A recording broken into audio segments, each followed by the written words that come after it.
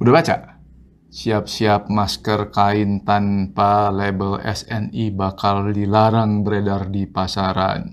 Keluar dari media-media besar, diantaranya ini, dan ternyata hoax. Ini berita bohong, malu-maluin aja, bikin panik UKM. UKM udah susah, media ngebuat panik, nggak becus loh. Nih, BSN, pastikan tuh, tegaskan masker SNI tidak wajib. Ada penjelasannya, cari media-media yang lebih bagus, yang lebih baru, udah ada klarifikasinya. UKM nggak usah panik. Jadi buat apa ada SNI? Ya tetap ada fungsinya SNI, untuk apa? Dan ternyata juga kalau teman-teman ternyata ingin maskernya berlabelkan SNI, gimana caranya? Ternyata nggak susah. Kita bahas yuk. Oke, tahu apalagi yang juga tipu? Yang juga hoax adalah orang-orang yang di sosial media mengatakan bahwa ini adalah konspirasi untuk membunuh UKM dan memajukan usaha-usaha gede. Katanya udah ada usaha-usaha gede yang udah punya SNI. Weh, gile luar biasa. Ngaku punya SNI sama punya SNI itu beda. Kalau mau ngaku punya SNI, jualan aja Tokopedia di Shopee sana, tulis ini SNI itu ngaku punya SNI. Begitu disertifikasi, ditanya pasti nggak bisa menunjukkan sertifikatnya.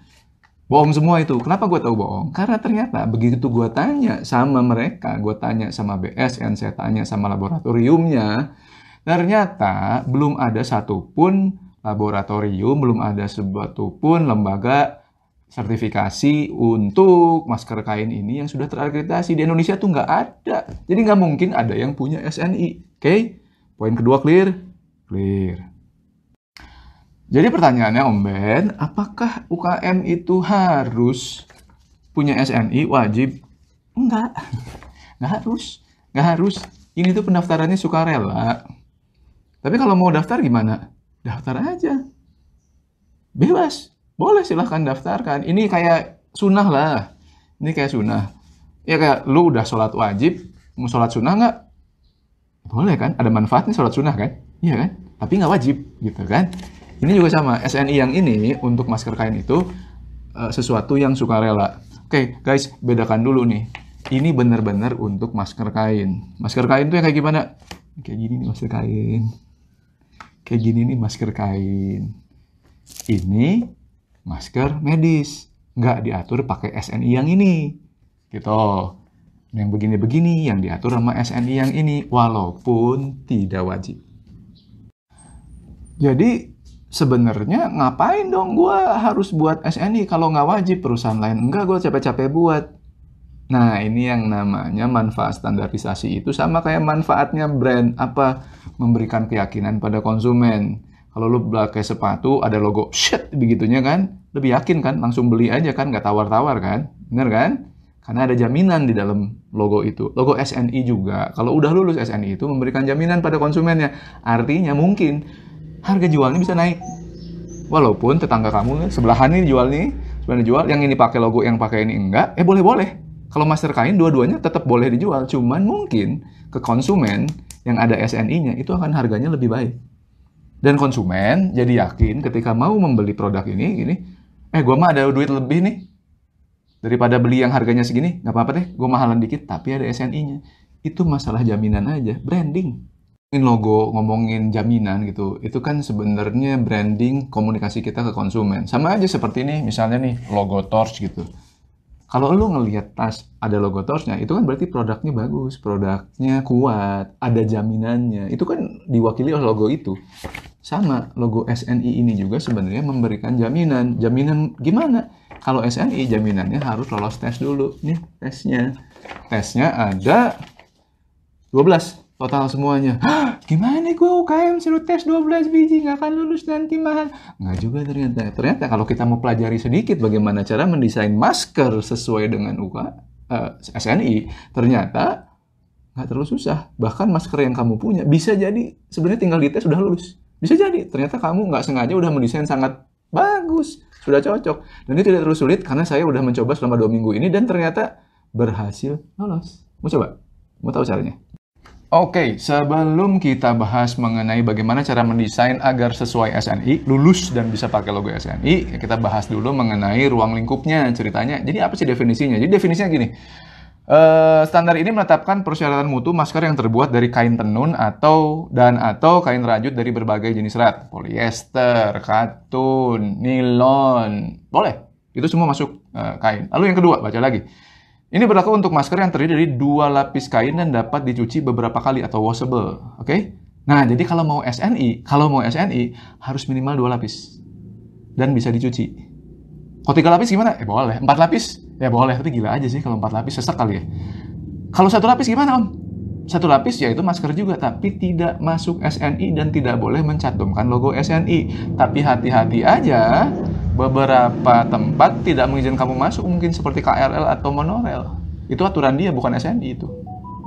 Oke, jadi di SNI ini disebutkan bahwa masker kain itu adalah masker yang terdiri dari minimal 2 lapis kain yang terpisah dan menyatu dengan teknik tertentu. Maksudnya apa? Maksudnya penyatuan kainnya yang 2 ini bisa dilakukan dengan dijahit kek, boleh. Mau laminasi, boleh. Mau double knit boleh. Double knit itu kainnya akan kelihatan kayak satu, tapi sebenarnya ada 2 karena dia double knit depan belakang dan itu sudah memenuhi SNI. Cuman secara visual nggak kelihatan dia ada 2 lapis gitu ya karena dia double knit. Lalu kain double face boleh, pengeleman juga boleh. Pengeleman di sini hati-hati, bukan dilem lalu kemudian nempel sih, tapi orangnya nggak bisa nafas, nggak juga kayak gitu kali ya. Nah jadi yang nggak boleh itu yang kayak gini, ini 1 lapis nih. Gue pernah beli di awal pandemi. Nah ini yang gini nggak boleh. Tapi yang kayak gini, ini udah 2 lapis nih. Yang ini juga nih, gue dapet. Ini juga 2 lapis. Ini 2 lapis. Yang udah 2 lapis gini, udah cukup pede untuk kita untuk melakukan pengujian gitu. Oke, sensitif nih. Ngobrolin bagaimana dengan scuba. Oke, scuba ini sebenarnya ada salah persepsi. Jadi sebenarnya bahan ini itu tuh ada yang single knit, ada yang double knit. Yang single knit ya emang lebih gampang tembus. Kalau yang double knit mah tidak. Mau dibuktiin? Nih, kita buktiin. Ini double knit nih. Kita pakai tes netizen. Ya, ini tes netizen nih. Nggak ada di SNI, niup lilin gitu nggak ada.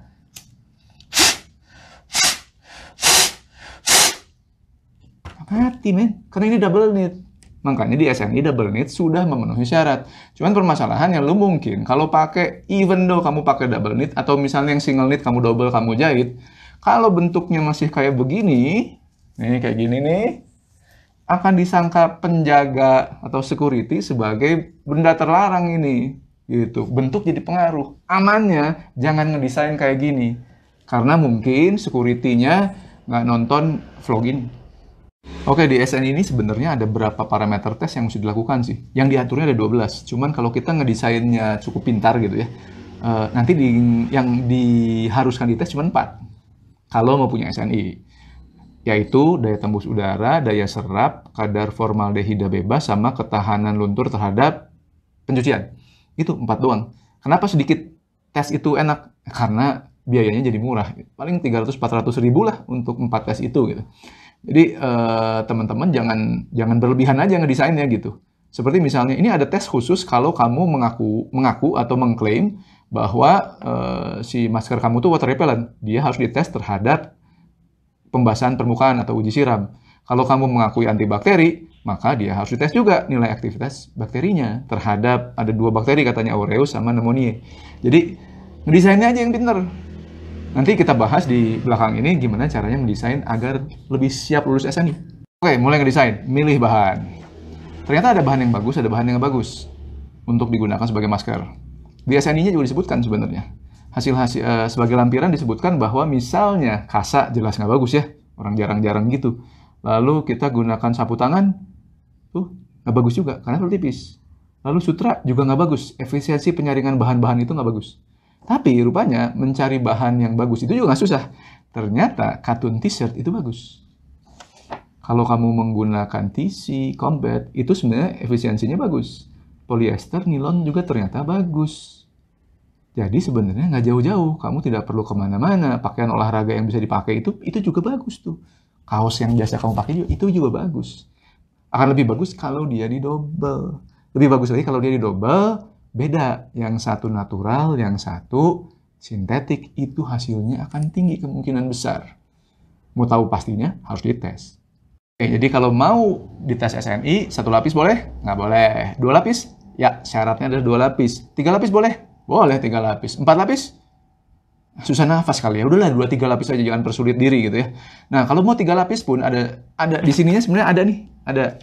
Ada saran di lampiran SNI-nya itu ada saran dari WHO untuk menggunakan yang bagian luar itu bagian yang kalau bisa kedap air.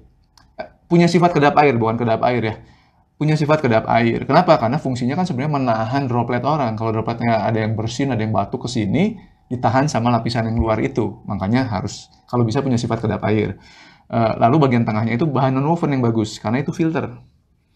Nonwoven. Nah, kalau bisa yang bagian dalam, bukan kalau bisa, ini gue saranin banget bagian dalam itu katun.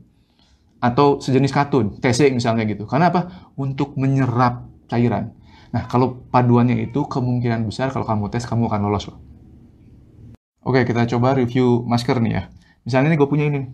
Ini masker dari katun nih. Enak banget kena di sini. Cuman permasalahannya adalah depannya katun juga. Jadi kalau dites daya serapnya, ini bagus nih daya serapnya karena udara air yang keluar dari mulut gua, droplet, piur, itu akan keserap. Ini akan keserap bagus, orang dia katun kok gitu. Cuman permasalahannya bagian depannya dia harusnya ini polyester kalau bisa. Jangan katun lagi karena kalau misalnya droplet gua keserap sama ini, droplet orang lain juga kan keserap juga sama ini. Ada orang batuk sini, keserap ke sini, nembus ke belakang, keisep sama gua. Nggak bagus lah.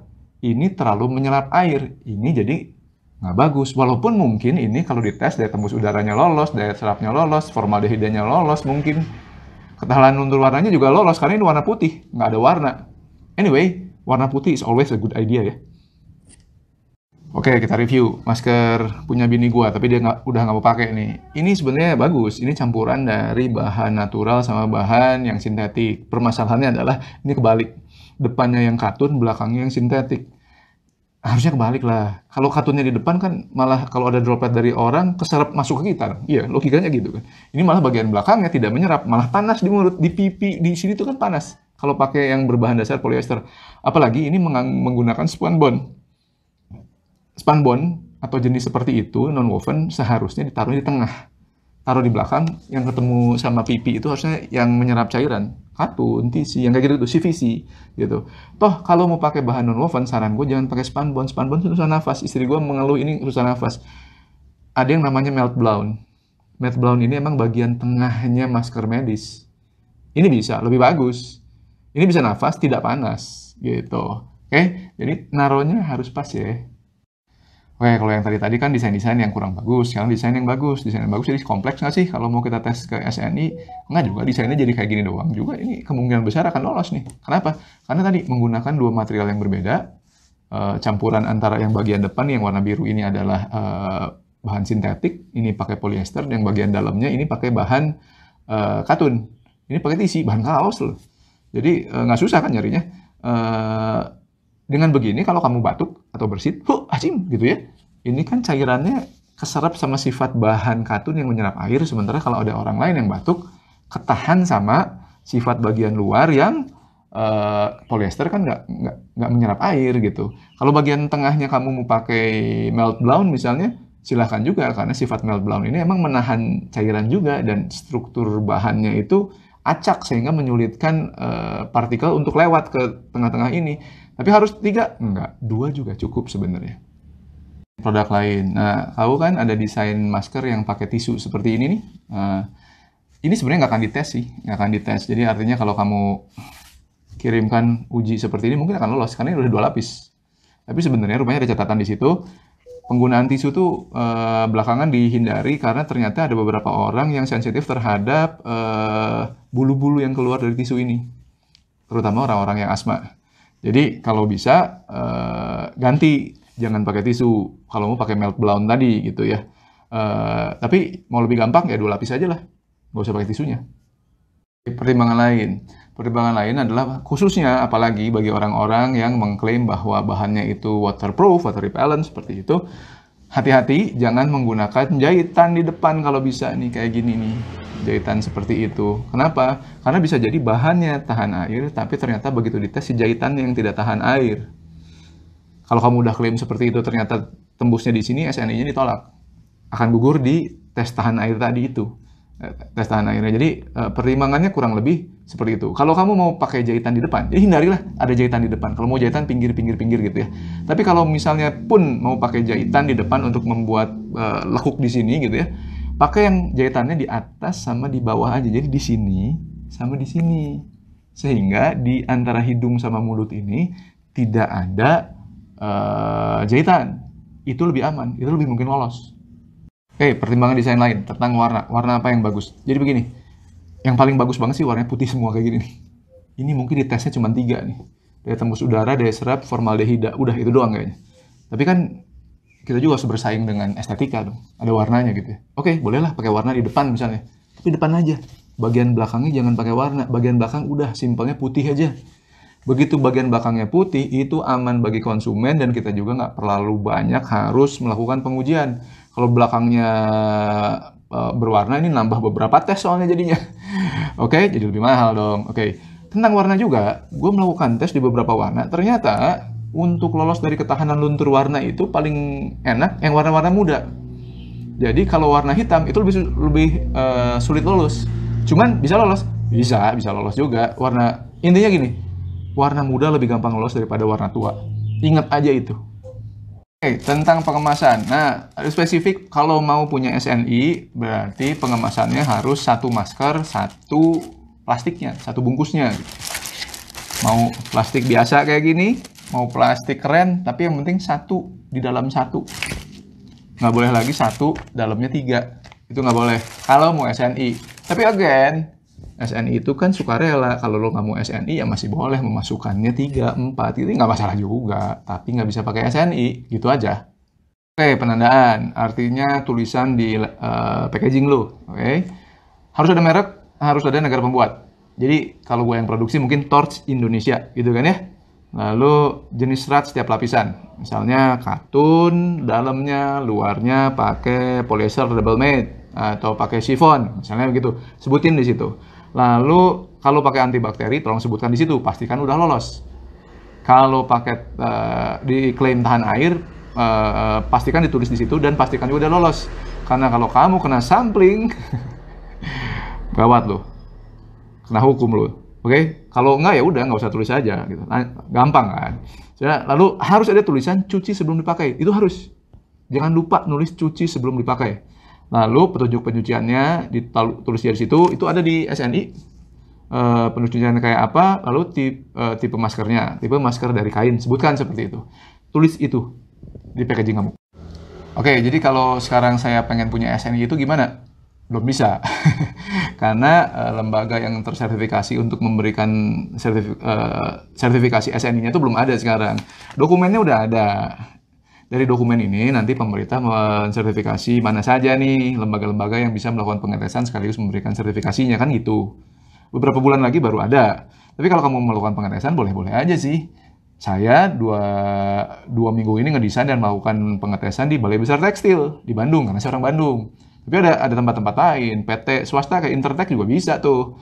Silakan melakukan di situ, tapi kamu belum bisa dapat SNI-nya. Jadi kalau ada SNI gitu di marketplace gitu itu bohong tuh. Itu tipu banget tuh. Belum ada satu produk pun yang tersertifikasi SNI nomor ini gitu. Gitu. Buat apa saya melakukan tes ini? Ya biar yakin aja kalau nanti ketika kamu mau SNI emang produk ini udah lolos tesnya. Sertifikatnya biar belakangan. Oke, jadi itu sedikit tips dan trik pengetahuan berdasarkan pengalaman saya dalam 2 minggu ini. Saya merancang dan melakukan pengetesan terhadap desain masker kain tipe A untuk kebutuhan umum. Jadi UKM nggak usah panik karena nggak wajib kok, ini sukarela gitu loh. Kalau misalnya nggak mau ngikutin SNI ya nggak apa-apa juga, tapi jangan cantumkan SNI di situ gitu. Bagi yang mau, saya sudah tadi share, ternyata nggak sulit juga sebenarnya. Nggak sulit, hampir saya pikir mungkin 70-80% akan lolos, sebenarnya begitu. Dan bagi media, lu hati-hati lu nyebarin media berita-berita yang nggak jelas seperti itu. Kasihan UKM tuh udah susah duitnya, malu dipersulit dengan membuat takut. Nggak becus lu, insaf segera, oke? Terima kasih banyak, gue Ben Wirawan, gue seorang desainer produk industri. Saya bukan penyebar berita, sebenarnya bukan buzzer, dan saya juga bukan penyebar hoax. Itu yang gue bangga. Terima kasih, Assalamualaikum warahmatullahi wabarakatuh.